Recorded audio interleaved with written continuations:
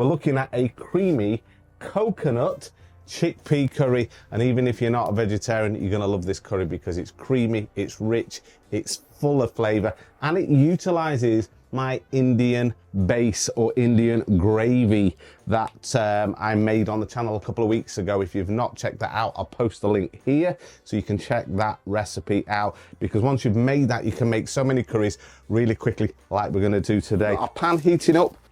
So these are our ingredients, and we're going to post the ingredients on a card on the screen now. So you can screenshot this, photograph it, do whatever you like. Here are the ingredients for our recipe today. So we've got our pan heating up on the stove, and we're going to go in with our 2 tablespoons of butter ghee. The reason we're using ghee is we want this to be nice and rich, and we're going to get a nice rich flavor with ghee. So we are going to utilize some whole spices. We've got a 𝒕𝗢𝗢𝒅, which is an Asian bay leaf.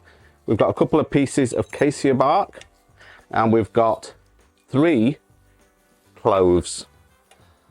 These spices, the cassia bark, the cloves, and the Asian bay leaf will add to the sweetness. They're sort of more aromatic, sweeter sort of spices, if you like, for sweeter flavored curries. Just need to cook those just for a few seconds. And then in with our garlic. Once the sizzler's left our garlic, that's the water out. Now a good pinch of methi leaves. We add those in.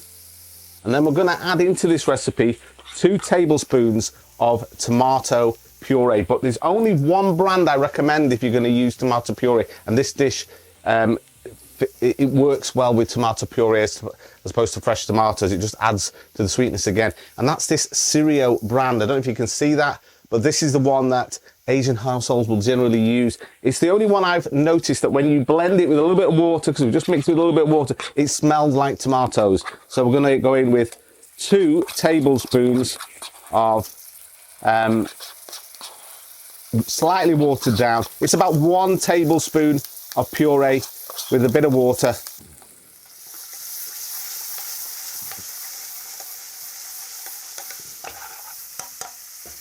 Once the tomato puree is cooked, which takes about 40 seconds, we're going to add in our spices. This isn't a hot and spicy curry, so we're just going to go in.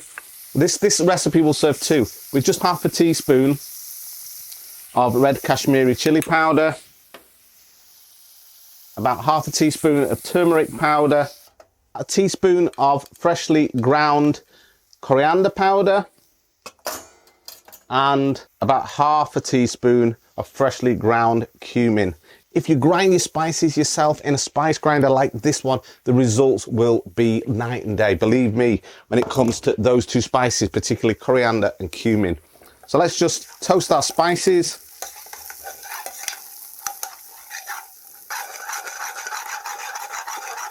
Wow, that's smelling phenomenal.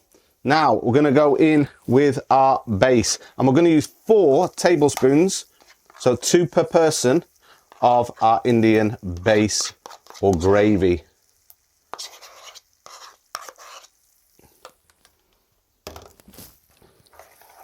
So remember guys, this is already cooked, so we don't need to reduce it, we don't need to bring out any flavors, it's already cooked. We're just going to mix that in with our spices and tomato puree.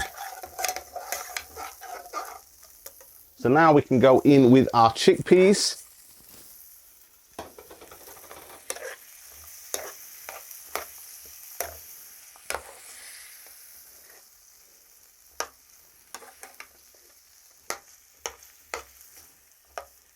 I'm going to let you into a little Voigt household secret. We eat more chickpeas in the Voigt household than we do any other food item. Honestly, it's like we buy them in bulk because, as you know, I predominantly eat plant-based. Do eat a little bit of meat, a little bit of fish occasionally, but a predominantly plant-based diet. And so we love chickpeas. We love chickpea curries. There's loads of dishes I cook with chickpeas. More about that coming. So we're going to go in with a scant teaspoon of salt.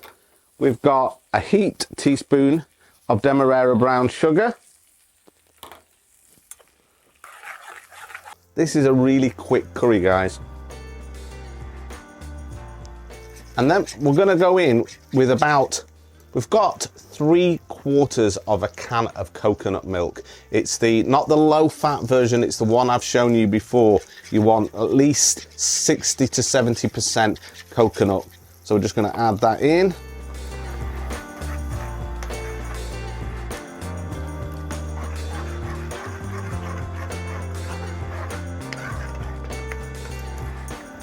You do not need to add any water in this curry because we've got our liquid with obviously our tomato puree and with our coconut cream.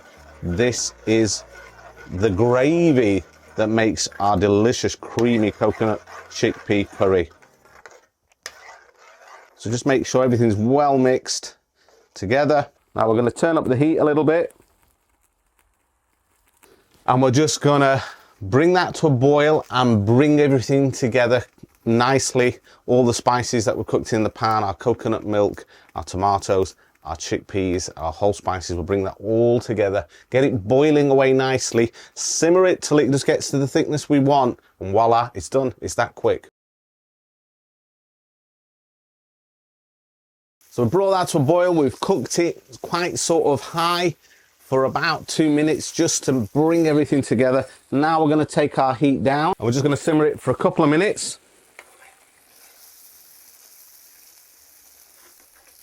Always be sure to scrape the residue that builds up on the side of the pan, because that's where all your intense flavors are building up in the pan. So we'll leave that for just about a minute. We'll then garnish it with our finishing spice, which today is going to be garam masala. Serve it up and do the taste test, and I'll describe to you what this creamy coconut chickpea curry tastes like. So just a minute later, on a very low light, you can see, if you look at our curry, that the oil is starting to separate, which basically means it's ready to serve and to taste. It's like a really good pinch of garam masala or two.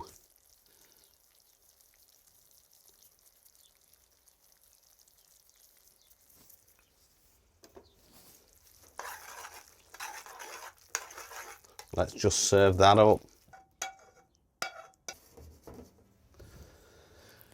So fish the bay leaf out of there. You will obviously want to fish out the cassia bark as well. I don't worry too much about the cloves myself, but if you want to take them out, by all means take them out. If you're serving this curry up to somebody that you think won't want to bite down on a clove, by all means remove them. You'll have to look for them in the curry. But here we go. This is the finished result, and believe me, this is such a tasty curry. It's so quick to make. It's probably took about 7 or 8 minutes from start to finish, and here it is. So let's do the taste test. This will serve 2 or one very hungry person, but generally this in our house would serve 2. But with curry I always find you're best just letting it sit for a minute or so after you've served it into the pan, or into the bowl or on the plate, just so that it's not piping hot, so you get to taste it. So here we go.